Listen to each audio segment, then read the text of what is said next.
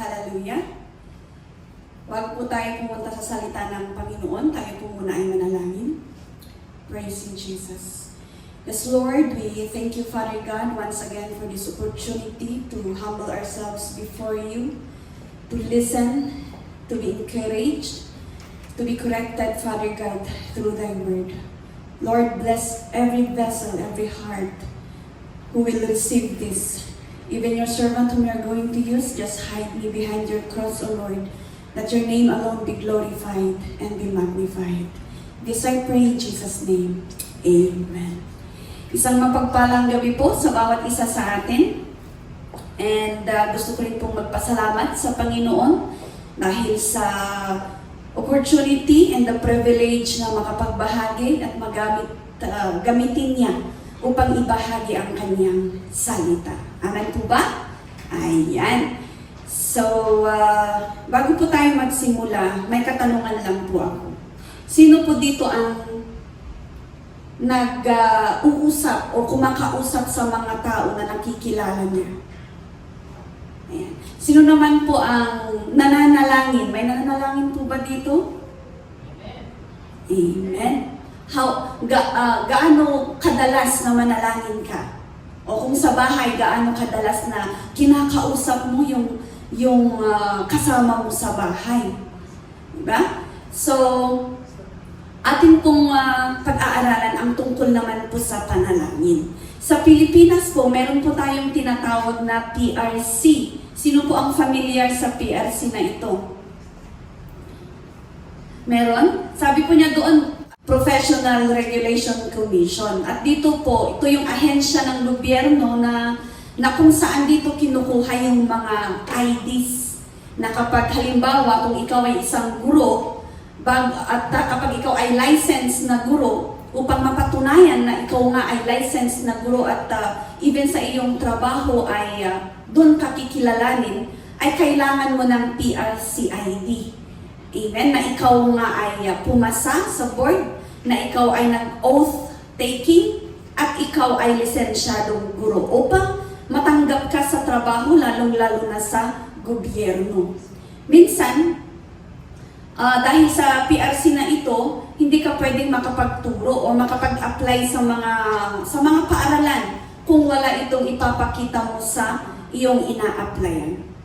So sa ating pananampalataya bilang isang Kristiyano, mga kapatid, ay may gusto rin po ang Panginoon sa buhay natin na kailangan din natin gawin upang makitaan tayo na tayo ay tunay na nananampalataya, na tayo ay tunay na anak ng Diyos. Amen? Kaya ang topic po natin ngayong gabi ay PRC in prayer. Ano po yung ibig sabihin ng PRC in prayer? Tungkol po sa panalangin. Alam po natin na ang panalangin, ito ay pakikipag-usap sa ating Diyos. Ito ay ating communication. Ito, dahil sa panalangin, nagkakaroon tayo ng lakas ng loob. Dahil sa ating pakikipag-usap sa Diyos, nakakamtan natin yung protection, nakakamtan natin yung biyaya, nakakamtan natin yung prosperity na meron tayo or even our life, at yung mga anong tawag doon, healing sa buhay or sa mga ipinapanalangin natin. Tignan po natin sa libro ng Daniel, chapter 6. Ito po ay kwento, mahaba po siyang kwento, kaya iso-shortcut ko lamang po, ikukwento ko na lang. Pero ito po ay nasa chapter 6. Ngayon si Daniel, isa po siyang captive from Judah, nasa Babylon siya. At nagtatrabaho siya sa gobyerno in the kingdom of the king.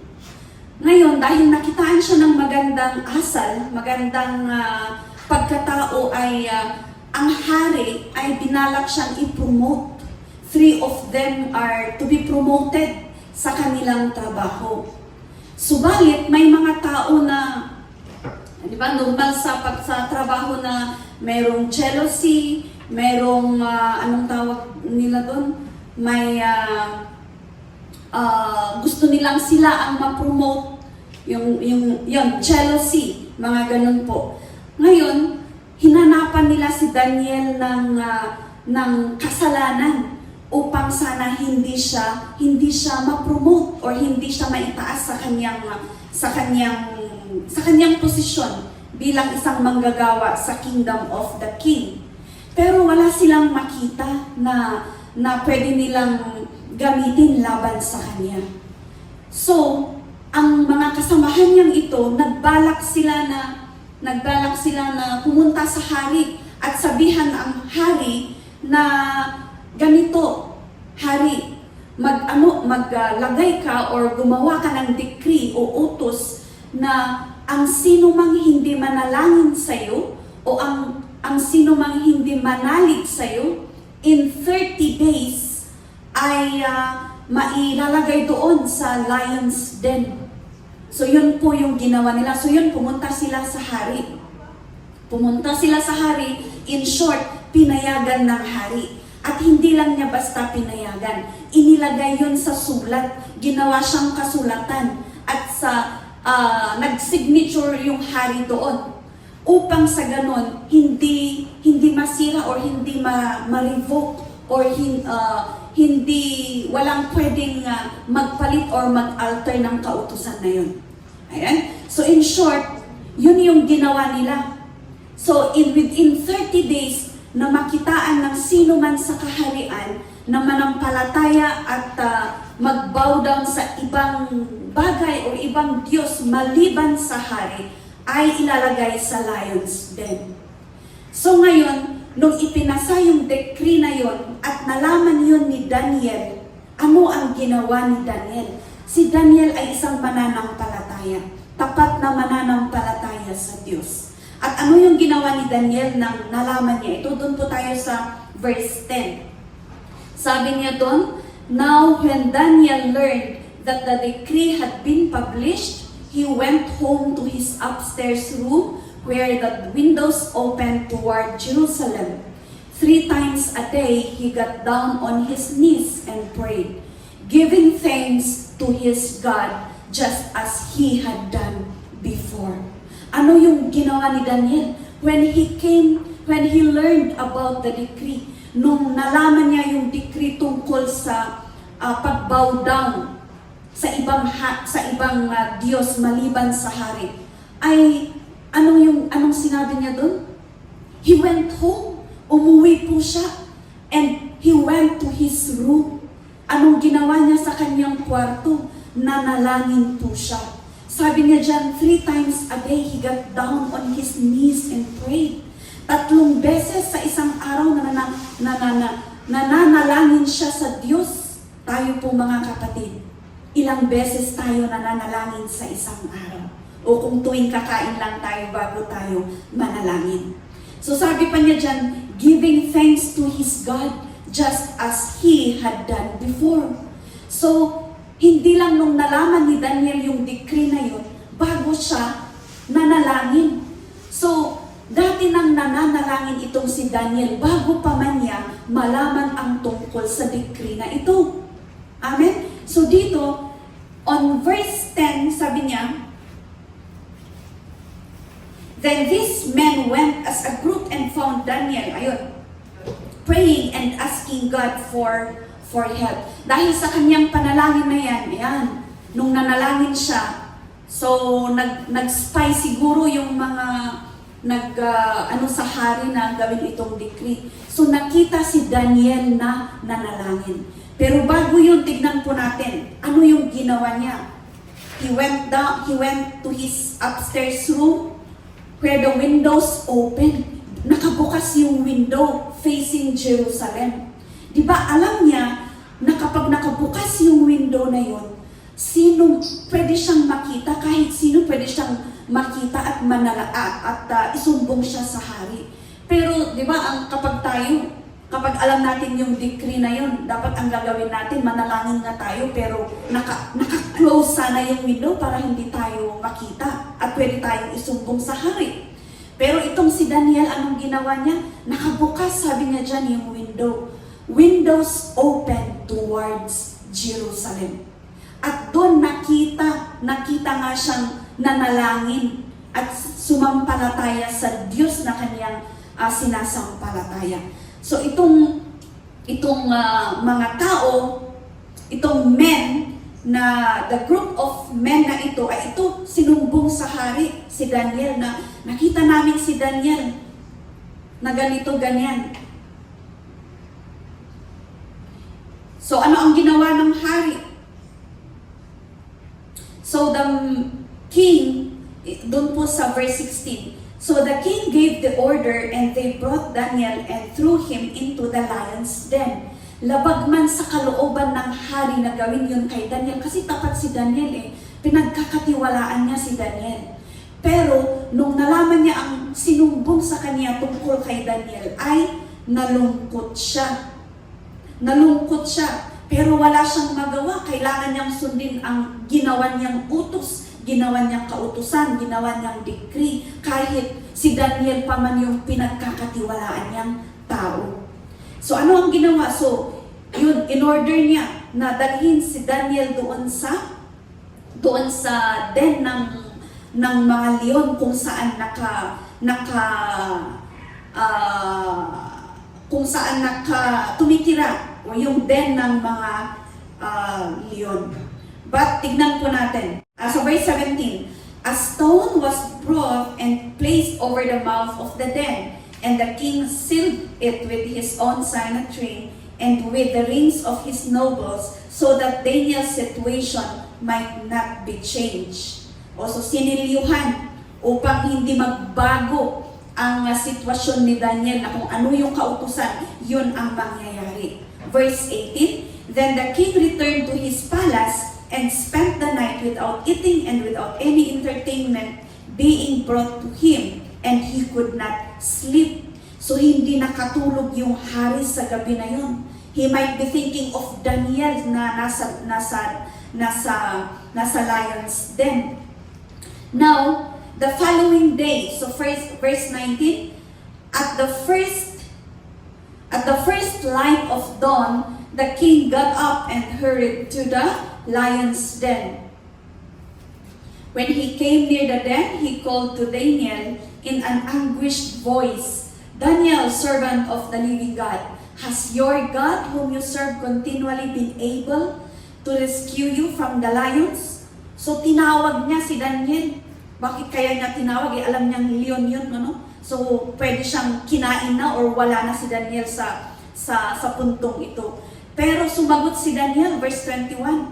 Daniel answered, may the king live forever. My God sent his angel, and he shut the mouths of the lions. They have not hurt me because I was found innocent in his sight, nor have I ever done any wrong before your majesty.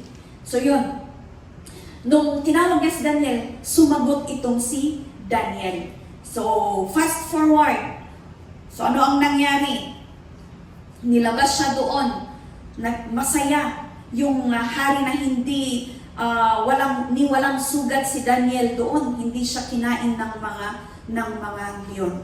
And then to fast forward yung story, ano ang nangyari? Yung mga nagsumbong kay Daniel,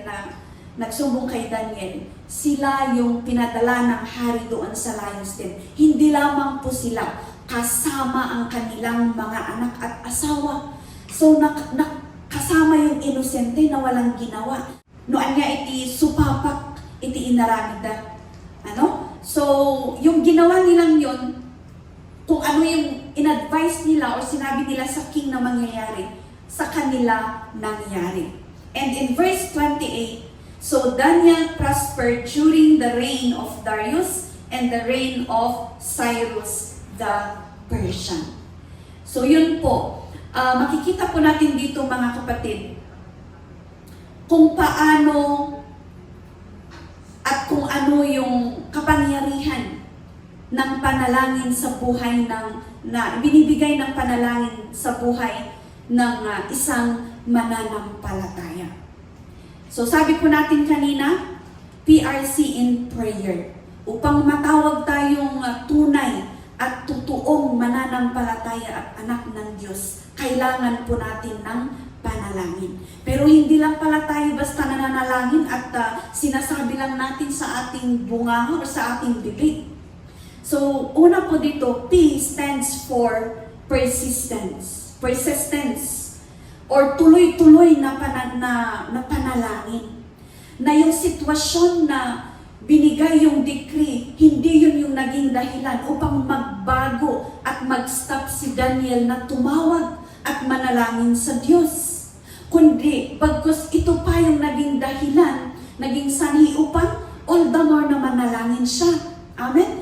So tignan ninyo, nung nalaman niya yung tungkol sa decree na yun, agad siyang umuwi at nanalangin. The windows are open. And when we come in the presence of the Lord in prayer, wala po tayong anong tawag doon? We cannot hide anything from the Lord. Kaya yung puso natin, yung mind natin, lahat alam ng Diyos yan. That's why even in our prayer, in spite of difficulty or prolonged period of difficulty or hardship na pwede natin ma-experience sa ating buhay, ay huwag po tayong magsawa at huwag tayong humintong manalangin. 1 Thessalonians 5:17, sabi niya doon, pray continually. Patuloy, huwag po tayong mag-stop. So ano man ang problema na mai-experience mo, anumang trial, yung mga amo natin sa trabaho man yan o sa pamilya, na ma-experience natin na pwedeng mag-hinder us to pray. All the more na kapag nahihinder ka na mag-pray, all the more na dumulog tayo sa Panginoon. All the more na manalangin, labanan natin. Dahil alam natin na malaki ang itutulong ng panalangin sa buhay natin. Hindi lamang po kasi siya basta panalangin Hindi lang basta natin kinakausap ang Panginoon. Pero ang panalangin, ito pa yung all the more na pinapatibay po nito yung ating pananampalataya. Pinapatibay po nito yung ating service to the Lord. At nakakatulong din ito na tayo ay lumago, na tayo ay mag-mature. Amen? At ma-deepen pa yung relasyon natin sa ating Diyos, sa ating panalangin. Paano tayo ma-deepen kung hindi naman tayo nananalangin? Na kunting bagay lang, kunting problema, ay ayaw ko nang manalangin. Dahil puyat ka, hindi ka na manalangin. Amen? It was a challenge also na, it was my first time since Singapore, Malaysia, even in Thailand and here, na puyat, alauna, alas 12 matutulog. Pero hindi yun ang magiging dahilan na we do not pray before we sleep. We do not end our day na hindi po tayo nanalangin sa ating Panginoon. Dahil alam na sa kwento ni Daniel, nakita natin yung resulta ng kanyang pagiging tapat sa Diyos sa pananalangin. Amen. Pangalawa po, R. R stands for resilience or the capacity to withstand from difficulties. Katatagan, mga kapatid. Ang panalangin, ano ang naibibigay ng panalangin? Tumatatag tayo. Anumang bagyo ang darating sa ating buhay. Gaano man tayo pinagsasabihan ng hindi maganda ng mga amo natin sa trabaho or even sa labas, ay hindi yun yung magiging dahilan na mawawala tayo sa presensya ng Panginoon. O yung hindi yun yung magiging dahilan na lumayo ang loob natin sa kapwa natin mananampalataya. Or kahit dahil hindi sila nananampalataya ay iiwasan natin sila. Dahil hindi sila nananampalataya, ginagawan nila tayo ng masama o pinagsasabihan tayo ng masama, ay iiwas na tayo. Bagkus all the more na lalo pa nating patatagin ang ating panalangin. At doon natin makikita yung blessing that not only in our workplace, even in our ministry, and even to our family, we will have that prosperity. Prosperity is not only by means of money, by means of material gifts na tinatanggap natin, but all the more on our relationship, on our faith, and of course, with how God will use us sa kanyang trabaho. So, ayun po, magiging matatag tayo. Colossians 4:2, anong sabi niya doon? Devote yourselves to prayer. I-devote natin. Kapag sinabing devoted, di ba yung mga deboto kay Black Nazarene, kahit gaano kadami ang tao, Kahit wala na silang madaanan, sige. Dahil they are debutante sila ng Black Nazarene. So kung sila ay ganun, dapat ganun din tayo. Our devotion to our Father. Minsan alam mo yung nakaay-ay-ay or nakakalungkot tignan minsan na kahit mananampalataya ay ang hirap manalangin. Kahit mananampalataya ka, sinasabi natin, anak tayo ng Diyos ay minamaliit natin, minaneglect natin ang panalangin. Or sinasabi natin, panalangin lang yan, at kararagat tuno ang gamit. The discipline that is mostly neglected, na hinahanap din ng Panginoon. Dahil ito yung inaasam ng Panginoon. Gusto niyang maging devoted tayo na lagi natin siyang kinakausap. Dahil ito ay ang panalangin ay isang paraan upang tayo ay magamit, tayo ay maligtas, tayo ay maging salt and light, maging blessing sa ibang tao. So persistence, resilience, and letter C stands for consistency. Si Daniel, sabi niya doon, he prays 3 times a day. So all the more, nung nalaman niya yung tungkol sa decree na yun, ay all the more na nanalangin siya, kinausap niya ang Diyos. Given po na sa mundo na kinakaharap at kung saan tayo naninirahan ngayon ay given ang mga katiwalian, given ang negativities, given ang kasalanan, given ang mga trabaho ng kaaway na hahadlangan tayo, gagawan tayo ng hindi maganda. Pero sabi niya dyan, do not give up in prayer. Ephesians 6:18 sabi niya, pray in the Spirit. Maging consistency means the quality of always behaving in a similar way. Kung gaano tayo nananalangin, kahit may problema, ganun ka rin dapat manalangin. Halimbawa, yung motive natin, yung puso din natin, we have to pray in spirit, we have to pray in truth. Amen? Kaya, minsan yung mga sitwasyon, nag-iiba yung motibo na natin ng panalangin. Even yung puso natin sa ating panalangin ay nag-iiba na rin yung nagiging taliwas na yung nilalaman ng puso natin habang tayo ay nananalangin. Pero si Daniel, sabi niya doon, he prayed to God. Ano yung naging effect ng kanyang panalangin? Naging consistent siyang manalangin sa Diyos. Hindi lang po siya ang nasave. Nabasa po natin doon na nagbigay ng decree ang hari na ang lahat ng tao ay manampalataya sa Diyos na pinapanampalatayanan ni Daniel. Di ba ang ganda? Nasa sitwasyon na yun, kaya kahit negative minsan yung nangyayari sa buhay mo, ay pwedeng inalaw ng Panginoon upang hindi lang ikaw ang mag-e-enjoy sa salvation na tinatamasa mo, kundi ang iyong buong pamilya, ang community kung saan tayo dinala ng Panginoon, at kung yung trabaho na kung saan ka dinala ng Diyos, ay nagiging blessing ka, nagiging light ka sa kanila. Amen? That is why, ito pala na kahit in simple way of act, through prayer, maging tapat lang tayo, magpatuloy lamang tayo, tuloy-tuloy na panalangin, magiging matatag lamang tayo sa panalangin, at huwag tayong huminto. Situation should not change the motive and yung nilalaman ng puso natin sa ating panalangin. So yun, yung hari nagbigay ng decree na lahat ng mga tao ay manampalataya sa Diyos na pinapanampalatayanan ni Daniel. So doon, basahin nga po natin doon sa verse 26. I issue a decree that in every part of my kingdom, people must fear and reverence the God of Daniel. For He is the living God and He endures forever. His kingdom will not be destroyed. His dominion will never end. Amen?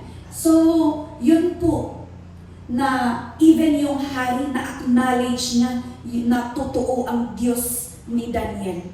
Amen? So, huwag po tayong panghinaan mga kapatid na patuloy na manalangin. Kung hindi man ngayon nasasagot ang panalangin natin, there is a perfect time ang Diyos sa mga lahat ng bagay na ating ipinapanalangin. Jeremiah 33 verse 3, ano ang sabi niya doon? Jeremiah 33 verse 3, sabi niya, "Call to me and I will answer you and tell you great and unsearchable things you do not know." So sa panalangin, ibinibigay ng Panginoon yung kasagutan sa mga questions natin. Sa pamamagitan ng panalangin ay nakikita or ipinapakita ng Diyos even yung mga bagay na hindi natin maunawaan. Kung ipanalangin natin ang wisdom, ay kayang ibigay yan ng Panginoon sa atin. Amen? Ano yung sabi niya doon sa kanta, yung sa tumawag ka? I just want to ano ko lang yung lyrics ng kanta na yun. Anong sabi niya doon? Tumawag ka kay Jesus at manalig ng lubos at iyong makakamtan kapayapaan na inaasam. Hallelujah. Let's pray. Yes, Father God in heaven, we thank you once again for thy word. May you continue, O Lord, to seal it in our hearts and we apply it in our daily walk with you, Father. Thank you, Lord. In Jesus' name, amen.